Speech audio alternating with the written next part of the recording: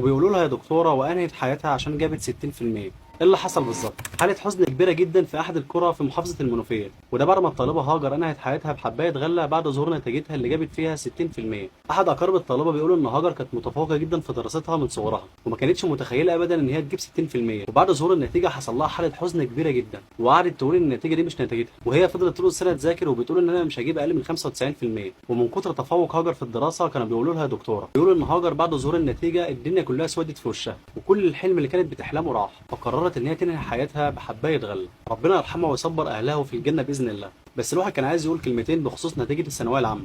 كل واحد بيبقى ليه حلم ونفسه يحققه ونفسه يدخل الكليه اللي هو عايزها، بس مهما حصل في حاجه اسمها قدر ربنا. وما تنساش ان ربنا عز وجل بيقول وعسى ان تكرهوا شيئا وهو خير لكم وعسى ان تحبوا شيئا وهو شر لكم والله يعلم وانتم لا تعلمون. صدق الله العظيم. مش معنى ان انت ما دخلتش كليه انت بتحبها معنى كده ان انت تبقى فاشل في حياتك، لان في ناس كتير دكاتره ومهندسين بس دكاتره فاشله، وفي ناس كتير تعليمهم على قدهم بتبقى ناجحه جدا في حياتها وبيبقوا قدوه للناس كلها، وبرضه في دكاتره ومهندسين شاطرين، بس السبب الحقيقي اللي هيخليك سواء ناجح او شاطر هو انت اللي بايدك ان انت تكون ناجح او فاشل. فسواء دخلت الكليه اللي انت بتحبها او ما دخلتش الكليه اللي انت عايزها، النجاح هيبقى بايدك انت وبارادتك انت وبثقتك في نفسك انت.